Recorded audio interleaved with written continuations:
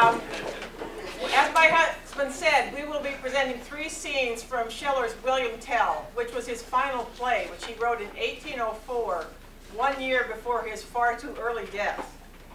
And he poses several questions in the play. Is true political freedom even possible? Under what circumstances is revolution against established authority justified? And probably the most important question, what qualities are demanded of the citizen at such great moments in history? It was not possible for Schiller to set this play in the American Revolution, which is the actual subject. So he set it in 1307 in the land we now call Switzerland. And here in our first scene, we're going to be introduced to Werner Stauffacher and his wife Gertrude. They were upstanding and honest farmers. But as you will see, the moment requires much more of them.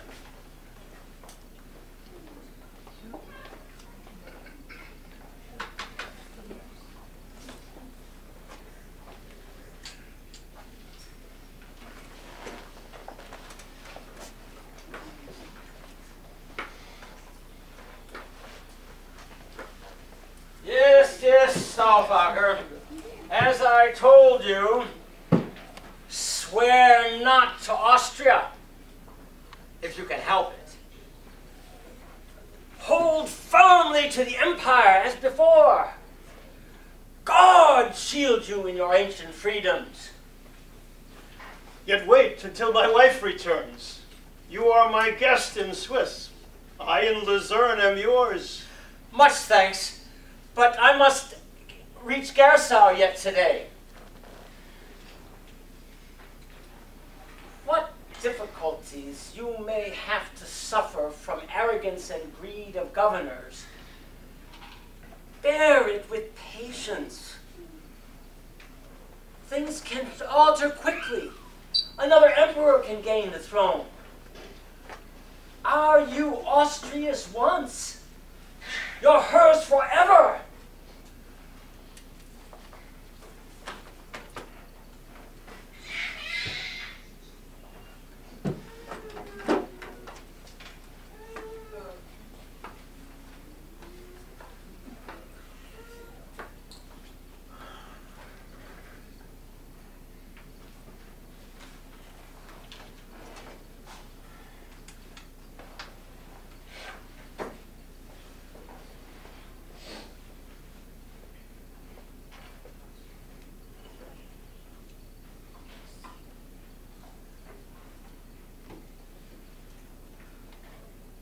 So grave, my friend?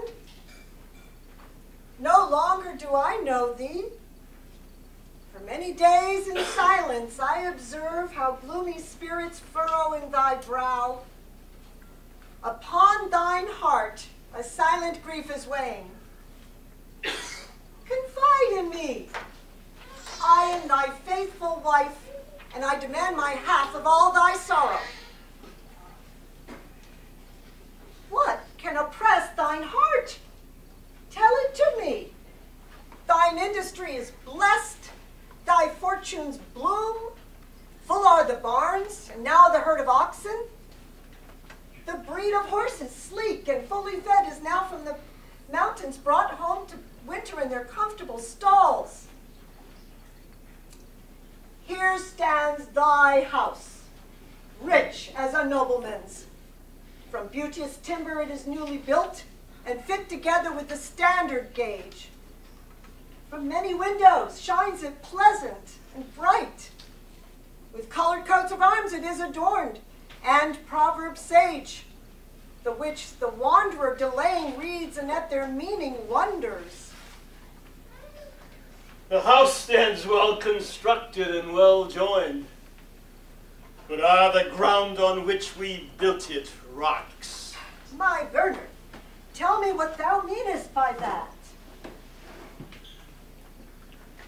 Of late as now I sat beneath this linden, enjoying what's fairly done, when came from Kusnak, from his citadel, the governor riding with his mercenaries, and before this house he halted in surprise.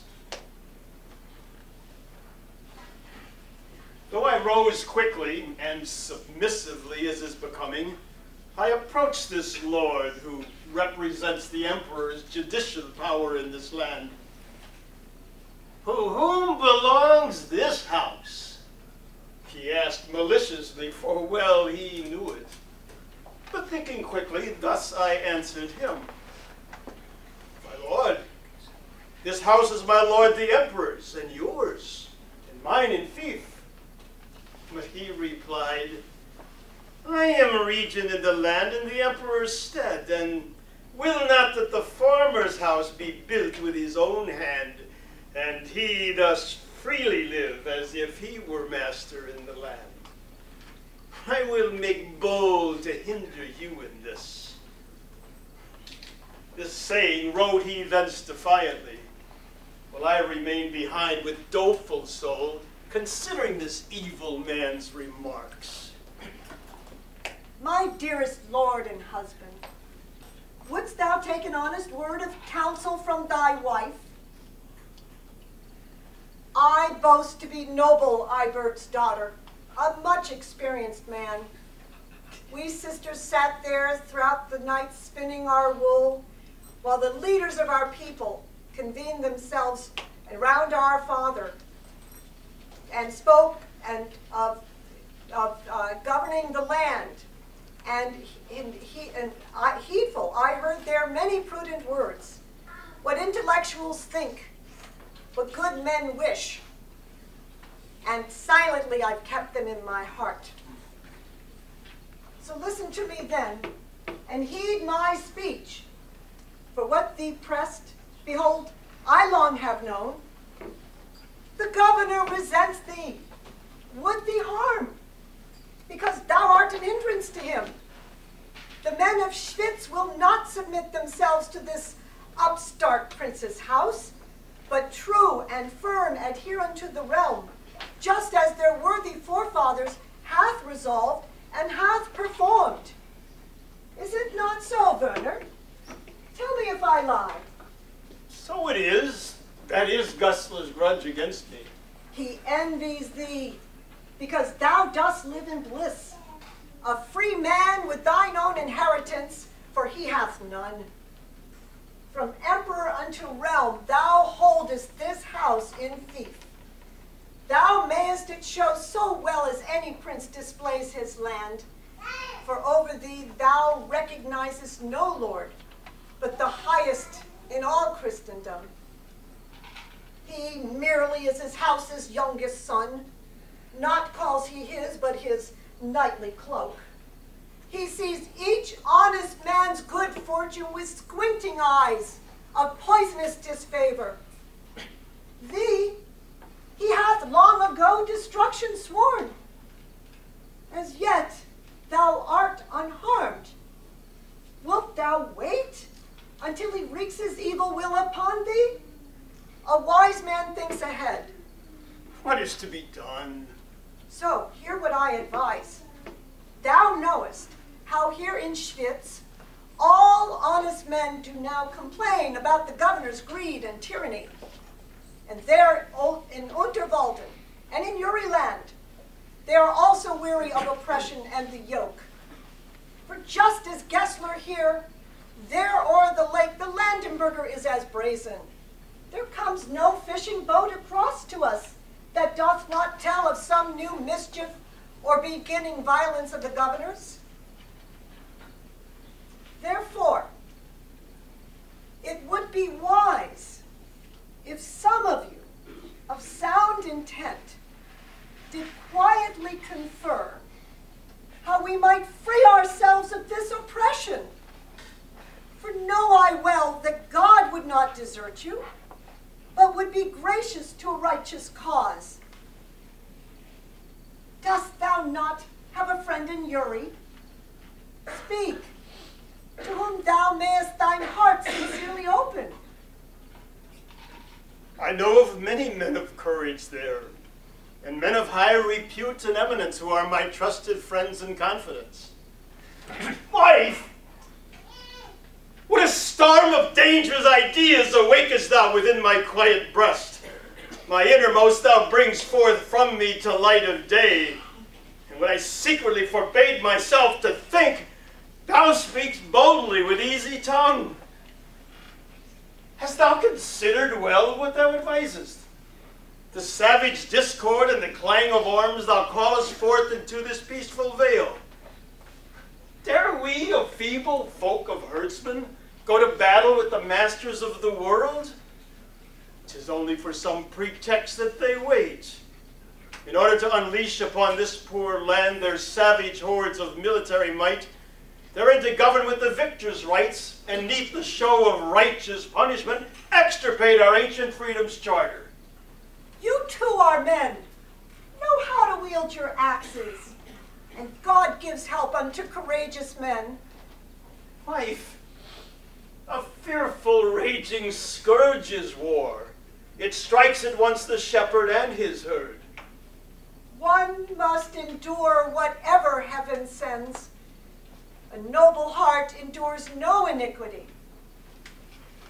This house delights thee that we've newly built. But war, the monster burns it to the ground. Thought I, my heart, to temporal goods enslaved? I'd throw the torch with mine own hand thereto. Thou dost believe in humankind. But war spares not the tender infant in its cradle. The innocent have a friend in heaven. Look forward, Werner, not behind thee now. We men can die, perish, bravely, sword in hand. But yet what destiny will fall to thee? The final choice is left even to the weakest. A spring from yonder bridge doth set me free.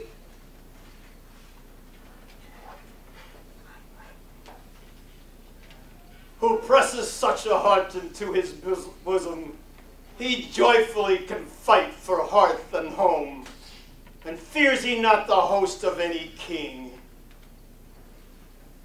To Uri I will post without delay. There lives a friend of mine, Lord Walter First, who thinks the same about these times as I. There also one finds the noble baronet of Attinghouse. Although of lofty stock, he loves the people, honors ancient customs. With both of these, I will confer on how we might best fight our country's foes. Farewell. And while I'm away, bear thou with prudent sense the regiment of the house. To the pilgrim searching for God, to the pious monk collecting for his cloister, give richly and dispatch him fully cared for. Stauffacher's house is not concealed. It stands out by the public way, a welcome roof for all those wanderers who take this road.